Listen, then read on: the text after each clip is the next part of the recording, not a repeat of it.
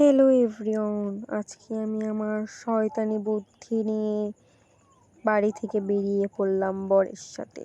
আজকে আমার মাথায় শয়তানি বুদ্ধি নিয়ে বেরিয়ে আমার বরের পকেটটা খালি করার জন্য। আমার বড়লোকস প্রো ম্যাক্স বরের পকেটটা আজকে আমি খালি করব। এর জন্য তাকে নিয়ে বেরিয়ে পড়লাম এবং রিকশায় উঠে গেলাম। আমরা যাব আজকে একটা বড়লোকওয়ালা রেস্টুরেন্টে। এর জন্য বরকে একটু পক দিয়ে হাত ধরলাম, কিন্তু তাও সে পগে মানছে না। তার তো মাথায় রাগ। তারপর আমরা সিটি মেডিকেলের উদ্দেশ্যে রওনা দিলাম, কিন্তু আমরা কিন্তু সিটি মেডিকেলে যাচ্ছি না, ওইটা ক্রস করে আমরা যাব।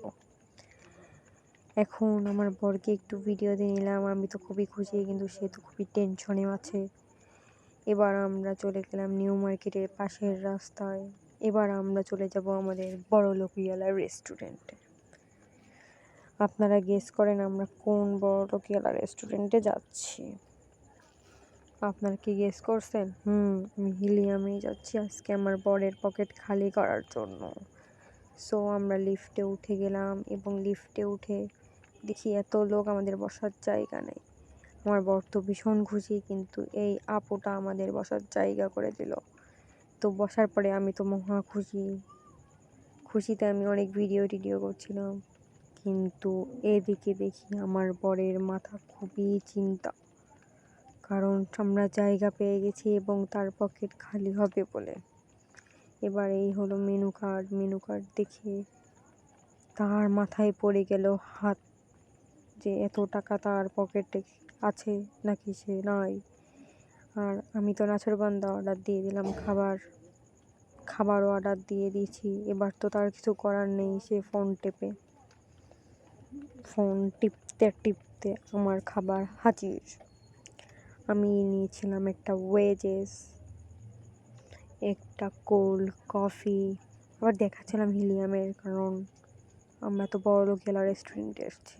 এবং নিয়েছি একটা পাস্তা, এটা বিফ পাস্তা, খুবই টেস্টি। এতটুকু রেখে দিয়েছিলাম, কারণ বড়লোকরা এতটুকু রেখে দেয়। এটা রেখার পরে আমি ভাবছিলাম, আল্লাহ, আমি এটা রেখে দিলাম, আমার বর আমাকে বাড়ি গেলে দুম না মারে। সো এরপর আমরা বেরিয়ে পড়লাম খাওয়া দাওয়া শেষ করে। আমার বড়লোকিয়ালা বর এখন গেল শোরুমে, কিন্তু তার পকেটে বেশি টাকা থাকায় সে কিনতে পারলো না। সো আপনারা জানেন যে হিলিয়ামটা হলো মিনিসোয়ের উপরে 3 তলায়। সো আমার বর আমাকে রাগ করে যে মাছ দুটো কিনে দিয়েছিল, সে দুটোই ছেলে বেরোনোর পরে আমি মাছ কিনলাম একটা মেয়ে, সাদা কালার। সো মাছ কিনা শেষ হওয়ার পরে আমি রিকশায় উঠে গেলাম আমার বরের সাথে, কারণ আমার বরের সাথে থাকলে আমি হাঁটতে পারি না, আমার রিকশায় ওঠার লাগে, না হলে আমার পাটা খুবই ব্যথা করে।